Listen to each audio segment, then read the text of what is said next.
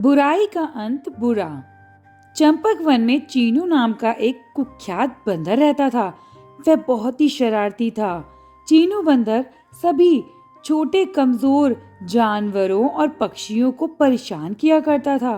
कभी कभी वह पक्षियों के घोंसलों को नष्ट कर देता था और उनके अंडे फेंक देता था। खरगोश उसके द्वारा खरोचे जाने से डरते थे। वह गीदड़ों की पूंछ मरोड़ देता था। लगभग सभी बंदर की इन हरकतों से बहुत परेशान थे और उससे छुटकारा पाना चाहते थे। लेकिन वे बंदर से कैसे छुटकारा पा सकते थे, उन्हें क्या करना चाहिए, उन्हें कुछ भी समझ नहीं आ रहा था। उसी जंगल में एक चतुर सियार रहता था। उसने चीनू को सबक सिखाने का फैसला किया। वह बंदर के पास गया और बोला, तुम्हारा शरीर बहुत आकर्षक है। सुनहरे बाल आपके शरीर की खूबसूरती को और भी बढ़ा देते हैं। फिर भी आप में एक चीज की कमी है। बंदर ने आश्चर्य से कहा, मेरे शरीर में क्या खराबी है? सियार ने उत्तर दिया, तुम्हारे शरीर का रंग लाल है जो तुम्हें बहुत शोभा देता है, परंतु तुम्हारे मुख का रंग काला है। यदि तुम मेरे कहे अनुसार करोगे तो तुम्हारा मुख चंद्रमा के समान चमक उठेगा।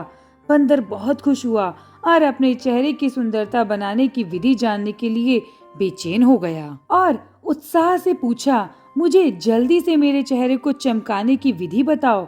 सियार ने कहा, यदि तुम स्वर्ग फल खाओगे तो तुम्हारा चेहरा चंद्रमा की तरह चमकेगा।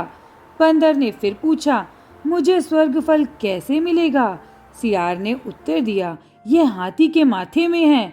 जब आप किसी हाथी को देखें तो उसके माथे पर एक पत्थर मारें और इस तरह स्वर्ग फल उसकी सूंड में आ जाएगा, और जब हाथी आपको पकड़ने की कोशिश करे तो तुरंत उसकी सूंड से स्वर्ग फल निकाल लेना। चीनू बंदर बहुत बेसब्री के साथ हाथी के गुजरने का इंतजार करने लगा। कुछ ही देर बाद जब उस रास्ते से एक हाथी गुजरने लगा तो चीनू बंदर ने पत्थर से जोर से हाथी के माथे पर प्रहार किया। हाथी के माथे से खून बहने लगा। घायल हाथी गुस्से में बहुत जोर से चिल्लाया। सारा जंगल भय से कांप उठा। लेकिन मूर्ख बंदर ने सोचा कि स्वर्ग फल फिसल गया होगा और उसने एक और पत्थर हाथी के माथे पर जोर से मारा ताकि स्वर्ग फल तुरंत उसके सूंड से बाहर निकल जाए। लेकिन दूसरे पत्थर ने हाथी को पागल कर दिया और वह छिपे हुए दुश्मन के पीछे भागने लगा। जल्दी उसने बंदर को देखा जो स्वर्ग फल लेने के लिए उसके पास ही आ रहा था।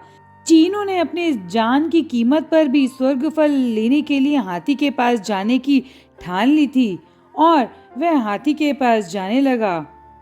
और इसी उत्तेजना में चीनू हाथी के पास पहुंच गया। हाथी भी बंदर की ओर दौड़ा और उसे अपनी सूंड से पकड़ लिया। क्रोध में आकर हाथी ने चीनू को नीचे पटक दिया और अपने पैरों के नीचे उसे कुचल दिया। चीनू बंदर तुरंत ही मर गया।